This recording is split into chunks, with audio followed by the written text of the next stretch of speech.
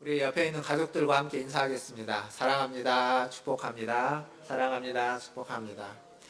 한 번 더 인사하겠습니다. 한 해 동안 수고했습니다. 한 해 동안 수고하셨습니다. 오늘은 2020년 마지막 주일입니다. 2020년은 매우 특별한 한 해가 됐죠.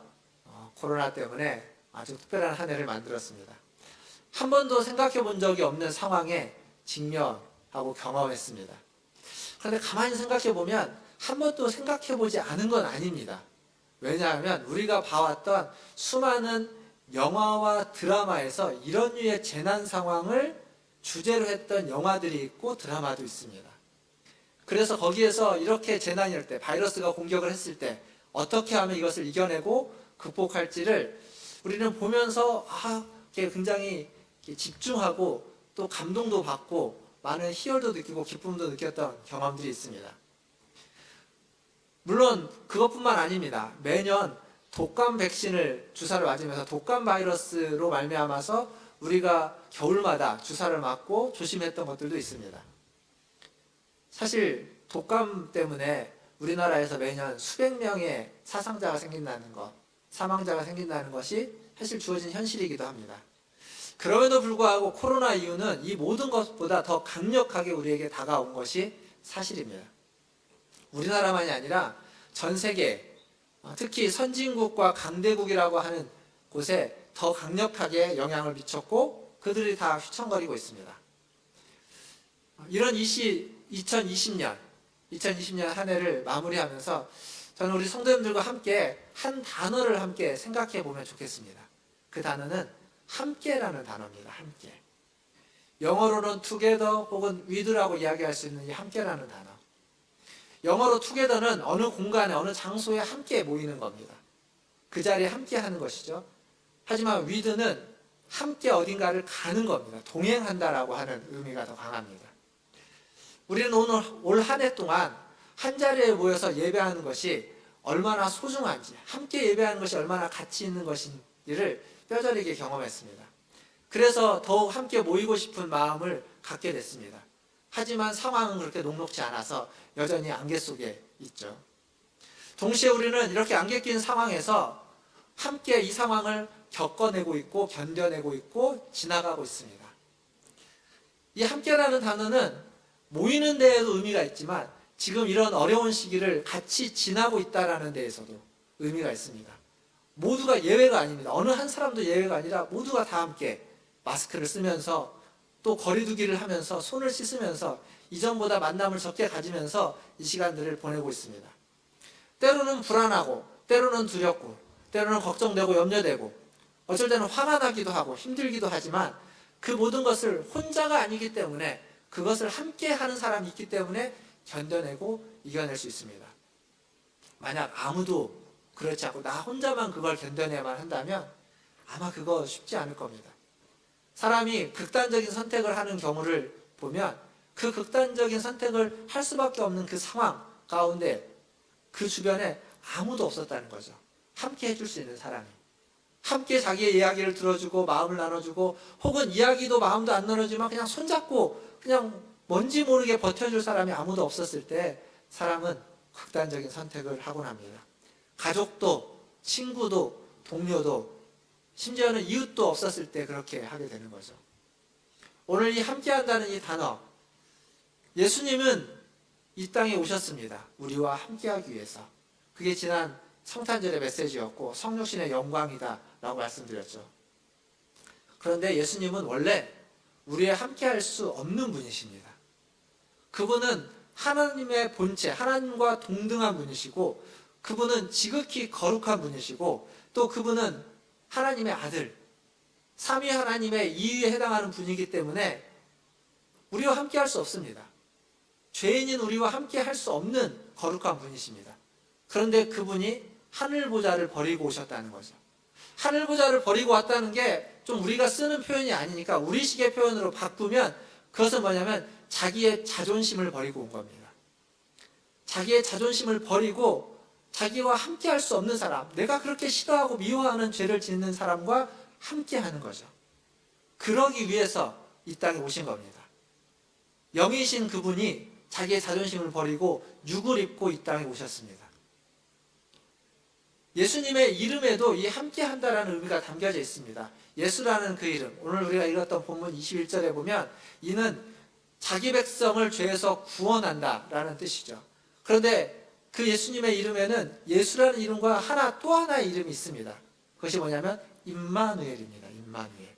오늘 우리가 읽었던 말씀 본문의 23절에 보면 이렇게 이야기하고 있습니다. 보라, 처녀가 잉태하여 아들을 낳을 것이요 그의 이름을 임마누엘이라 하리라 하셨으니 이를 번역한즉 하나님이 우리와 함께 계시다 함이라. 임마누엘, 하나님이 우리와 함께 계신다. God with us, 하나님이 우리와 동행하신다 라는 얘기입니다. 사랑하는 성도 여러분, 이 말씀이 어떻게 들리십니까? 여러분에게 위로가 됩니까? 격려가 됩니까? 힘이 되십니까? 따뜻하게 느껴지십니까? 아니면 혹시 이 말씀이 두려운 말씀으로 들려지시지는 않습니까? 거룩하신 하나님이 어떻게 죄인인 우리와 함께 할 수 있을까요? 이게 가당키나 하는 걸까요? 그게 가능한 일이겠습니까? 생각해 보십시오. 오랫동안 씻지 않은 사람, 그리고 더러운 오물에 묻어서 냄새가 많이 나는 사람 곁에 여러분 함께 할 수 있습니까? 어려운 일입니다. 술을 너무 많이 먹어서 술에 너무 찌들어가지고 그것을 몸이 견디지 못해서 그 먹은 것을 다 구토해내는 사람, 그 구토한 것이 다 온몸에 묻어가지고 냄새가 풀풀 풍기는 사람을 여러분이 끌어안고 그 사람을 함께 갖고 와서 데리고 와서 씻길 수 있겠습니까? 이거 굉장히 어려운 일입니다. 사랑하는 가족도 쉽게 할 수 없는 일 중에 하나겠죠. 그런데 예수님이 그걸 위해서 오신 겁니다. 그들을 씻기려면, 그들을 깨끗하게 하려면 그렇게 냄새나는 사람과 함께 해야만 합니다. 함께 해야만 씻길 수 있고 깨끗하게 할 수 있는 겁니다. 바로 이렇게 죄인인 우리를, 더러운 죄에 오염되어 있는 우리를 씻기기 위해서 예수님은 자존심을 버리고 이 땅에 오셔서 우리와 함께 하셨습니다. 성탄절을 지내면서 그리고 한 해를 마무리하면서 여러분 꼭 이것을 잊지 마시길 바라겠습니다. 임마누엘, 하나님이 우리와 함께 하신다. 그리스도께서 바이러스로 신음하고 있는 이 땅과 함께하고 계십니다. 그리고 성령님께서 우리들 안에서 우리와 함께하면서 탄식하며 기도하고 계십니다. 이 삼위 하나님의 위로가, 이 삼위 하나님의 함께하는 은혜가 저와 여러분에게 있기를 주님의 이름으로 축원드립니다. 미국에 로버트 루이스라는 목사님이 계십니다. 그 목사님이 쓴 책 중에 거절할 수 없는 교회라는 책이 있습니다. 그 책에 이런 내용이 있습니다. 그 책에서 목사님이 이렇게 질문합니다. 만약 당신 동네의 교회가 문을 닫거나 어디론가 이사를 간다면 그 지역의 이웃들이 그것을 바로 알 수 있을까요? 과연 사람들은 너무 훌륭한 이웃을 잃었다고 슬퍼할까요? 과연 사람들은 조금이라도 섭섭한 마음을 가질까요? 이 질문에 우리 문화촌 계열교회를 대입해보면 어떨까요? 우리 문화촌 계열교회가 이 동네를 떠난다면 사람들은 그걸 알 수 있을까요? 알까요? 혹은 서운해하거나 섭섭해할까요? 교회 역사를 보면 초대교회는 100년 동안, 초대교회 100년 동안 굉장히 큰 성장과 부흥을 이루었습니다. 그런데 우리가 굉장히 큰 부흥과 성장이라고 하지만 사실은 굉장히 미미했습니다. 그 시대에 많은 종교들이 있었는데 그 종교에 비해서 기독교는 신흥 종교고 아주 소수 종교에 지나지 않았습니다. 많이 성장했지만. 그러던 중에 AD 165년과 AD 251년 두 번에 걸쳐서 약 100년의 주기로 두 번에 걸쳐서 이 소아시아와 로마 세계에 굉장히 큰 역병이 생깁니다. 그 역병으로 로마에서 하루에 5,000명이 죽었다는 기록이 있습니다. 엄청난 역병입니다. 지금과 비교해도 손색이 되지 않는 어마어마한 역병이 생깁니다. 이런 자연재해, 이런 사회적인 위기가 생겼을 때 사회적으로도 위기가 되지만 신앙과 종교적으로도 굉장히 큰 위기에 직면합니다. 왜냐하면 이런 일이 일어나면 왜 이런 일이 일어났는지 설명을 해줘야 되는데 마땅히 설명할 말이 없습니다. 그리고 종교가 이 자연재해 앞에 무익하다라는, 아무런 유익이 없다라고 사람들이 느껴지게 됩니다. 그러니까 신앙과 종교가 위기에 처해지는 거죠. 사회적으로도 어려운데 신앙과 종교까지 위기에 처하니까 어디에도 기댈 수 없는 상황에 직면하게 벌이게 되는 겁니다. 근데 그때 이 신흥 종교에 불과했던, 아주 소수에 불과했던 기독교가 이 위기 앞에 무엇을 할 수 있었을까요? 힘이 없습니다. 뭔가 자본도 없고 할 수 있는 게 별로 없었습니다. 그런데 초대교회는 이 위기 앞에 딱 한 가지를 했습니다. 뭐 하냐면 방관하지 않고 그냥 그 위기 앞에 직면했습니다. 주어진 현실을 직시하려고 노력했습니다. 역병이 생기니까 사람들이 걸린 사람들 두고 다 도망갑니다. 자기 살기 위해서 다 갑니다. 그때 이교도들, 종교인들도 다 마찬가지입니다. 그러다 보니까 어느 누구도 죽어있는 사람을, 그 시체를 수습하는 사람이 없고 그 사회에 그냥 시체가 널브러져 있고 어느 공간에 모여 있는 겁니다. 그 현실을 그 소수의 기독교인들을 보고 방관하지 않고 그 시신들을 수습해 주기 시작합니다. 그냥 죽어있는 시신을 그냥 내팽개치지 않고 그냥 잘 묻어주는 겁니다. 그리고 또 하나, 역병은요, 제가 얼마 전에도 설교 때 그런 말씀을 드렸지만 가난하고 그런 어떤 약한 사람들, 소외된 사람들에게 더 큰 위협이 됩니다. 그리고 그 시대에는 훨씬 더 이렇게 위생시설이 없었기 때문에 훨씬 더 그들에게 더 잘 걸리고, 걸리면 나을 수 있는 방법도 없습니다. 그러니까 이 기독교인들이 할 수 있었던 일은 그냥 더러운 곳에서 생활하고 병에 걸렸는데 아무도 도움을 받지 못하는 사람들에게 가서 그냥 깨끗이 씻어주고, 따뜻한 물로 깨끗이 씻어주고 먹을 수 있는 것들을 구해다가 깨끗한 걸 먹여주는 것 뿐입니다. 근데 희한하게 그걸 통해서 많은 사람들이 죽지 않고 살아납니다. 그럴 수밖에 없는 건 더러운 환경에서 살았잖아요. 더러운 환경에 살다가 보니까 병에 걸렸고, 병에 걸리면 그 합병증 때문에 죽어가는 건데 깨끗하게 씻어만 주니까, 물로 그냥 씻겨만 줘도 죽는 비율이 떨어지고 많이 견뎌내고 이겨내는 겁니다. 그저 그냥 그 아픈 사람들, 그 더러운 곳에 놓여있는 사람들을 깨끗이 씻겨줬을 뿐입니다. 워낙 상태가 안 좋았기 때문에 그렇게만 해도 살아난 거죠. 이런 기독교인의 모습, 이웃과 함께하는, 이웃을 버려두지 않고 이웃과 함께하는 그 모습을 통해서 기독교는 이 두 변의 역병을 통해서 굉장히 많이 성장했고, 결국 AD 430년 두 번째 역병이 지나고 난 100년 후에는 기독교가 로마에 공인된 종교가 되는 데까지 이릅니다. 사실 그 기간 동안 그들은 복음이 무엇인지 교리에 대해서 이야기하지 않았습니다. 아니, 이야기할 필요가 없었습니다. 왜냐하면 그냥 그렇게 살았거든요. 그게 무엇인지 그 사람의 모습을 보면 사람들이 듣지 않아도 알 수 있었던 겁니다. 지난 성탄절, 그리고 앞에서 제가 방금 이야기했던 걸 통해서 우리는 임마누엘이라고 하는 교리에 대해서, 하나님이 우리와 함께 하신다라는 교리에 대해서 생각했고 또 들었습니다. 알고 있습니다. 그런데 그 임마누엘이라는 교리를 믿고 따른다는 것은, 하나님이 우리와 함께 한다라는 것을 믿고 따르는 것은, 하나님이 우리와 함께 하기 때문에 우리는 다른 이웃과 다른 사람과 함께 한다는 데까지 이를 때 비로소 우리가 그 교리를 믿고 따르는 것이 되는 겁니다. 하나님으로부터 함께하는 은혜와 축복을 받았다면 그 은혜와 축복을 받은 사람은 반드시 이웃과 함께 그 은혜와 축복을 함께함으로써 나누어야만 합니다. 그게 바로 성도이고 기독교인이고 하나님을 믿는 사람이라고 말할 수 있습니다. 지난 성탄 주간에 여러분들 다 각 가정에서 받았을 텐데, 교회에서 작은 선물 꾸러미를 하나 만들어가지고 각 가정으로 배송을 했습니다. 멀리 계신 분들은 우편을 통해서 보내드렸고, 가까이 계신 분들은 우리 집사님과 그리고 우리 교육자들이 직접 가서 방문하면서 드렸습니다. 하나님 우리에게 주신 기쁨, 하나님이 우리와 함께 하신다라는 그 성탄의 기쁨을 함께 나누고자 기획했고 준비했습니다. 그리고 그 같은 선물 꾸러미를 조금 더 만들어서, 아주 많지는 않지만 좀 더 만들어서 우리 지역에 있는 홍제 삼동 동사무소를 통해서 이 지역에 있는 사람들과 또 같이 함께 나누었습니다. 전달해 드렸습니다. 이웃과 함께 하고자 하는 마음, 하나님이 우리와 함께 했기 때문에, 그 은혜에 감사하기 때문에 이웃과 함께 하고자 하는 마음, 그 마음이야말로 바로 그리스도의 마음이고 성도의 마음이고, 하나님이 우리에게 주신, 하나님이 우리와 함께하는 그 마음에 합당한 우리의 마음과 태도라고 말할 수 있습니다. 하나님의 자녀인 우리에게는 꼭 필요한 마음이 되겠죠. 이런 마음을 가진 사람이 많아진다면 사회가 어둡고 세상이 어두운 이때에도 그 사람들이 많아진다면 작은 빛이 되어서 사회를 더 밝게 비출 거라고 생각합니다. 오늘 졸업예배로 드리는 거죠.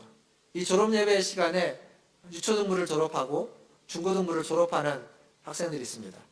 또 중학교를 졸업하고 고등학교로 올라가는 친구들도 있습니다. 이들이 앞으로 걸어갈 길에 많은 사람이 그들과 함께 하겠지만 오늘 예배 가운데 이 말씀을 듣고 있는 우리 모든 성도들도 그들이 앞으로 걸어갈 길에 함께 해주시는 그 한 사람이 되어주기를 주님의 이름으로 부탁드립니다.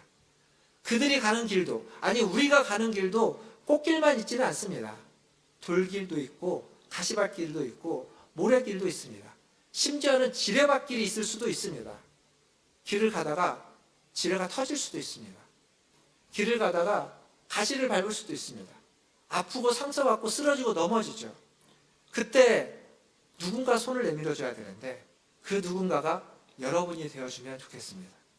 손을 내밀어서 다시 이렇게 세워주고 아픈 데가 있으면 싸매주고 다친 데가 있으면 고쳐주고 치유해주기를 바랍니다. 우리의 자녀들, 우리가 다음 세대라고 이야기해요. 우리의 다음 세대들은 우리가 이야기하고 가르치는 것으로 자라나지 않습니다.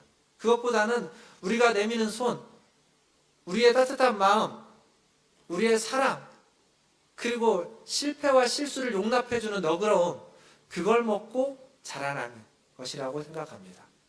그렇게 우리가 우리의 자녀들에게, 우리의 다음 세대들에게 손을 내밀어주고 따뜻한 마음을 나눠줄 수 있기를 주님의 이름으로 축원드립니다. 이제 말씀을 맺겠습니다.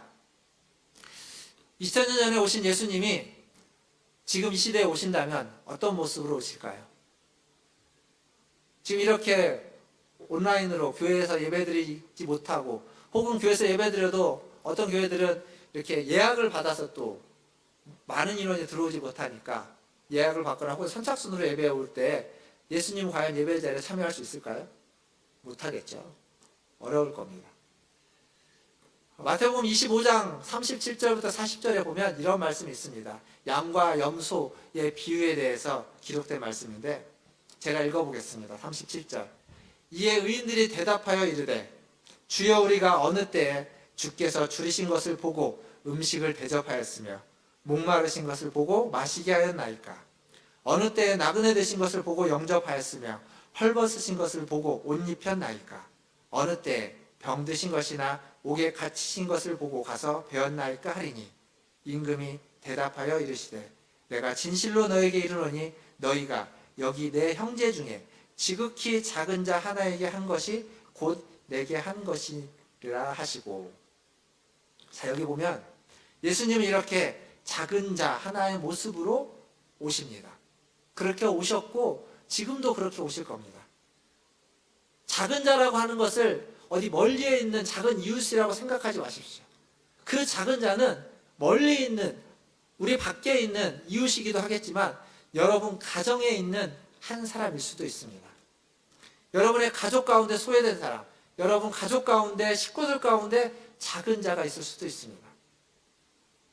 가족 중에 사랑에 인정에 칭찬에 줄인 자들, 목마른 사람들, 가족 중에 있지만 나그네처럼 그냥 왔다만 가는 사람들, 헐벗고 병들고 그리고 무엇인가에 갇혀있는 사람들, 그들이 우리 곁에 있는 내 옆에 있는 주님입니다. 예수님입니다. 예수님이 어디 멀리에 있는 것이 아니라 내 옆에 있는 예수님이라는 거죠.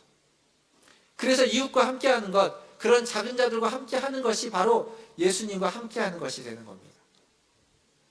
사랑하는 성도 여러분, 오늘 설교 제목이 뭐냐면 우리와 함께, 이웃과 함께입니다. 그런데 2021년 제가 표어로 뭐라고 말했냐면 하나님은 우리와 함께, 우리는 이웃과 함께입니다. 원래 이게 설교 제목인데 제가 좀 일부러 뺐습니다. 이 얘기를 하려고. 하나님은 우리와 함께, 우리가 추구해야 되고 소망해야만 하는 겁니다. 그러면 하나님 우리와 함께 있을 때 우리는 어떻게 살아야만 하느냐? 우리는 이웃과 함께 하면서 살아야만 합니다. 이 표어를 2021년의 표어로 삼았는데 그냥 2021년 한 해의 표어만 되기를 원치 않습니다. 앞으로 우리가 살아가는 수많은 시간들 동안 이 표어가 우리의 마음 가운데 깊이 새겨지기를 바라겠습니다.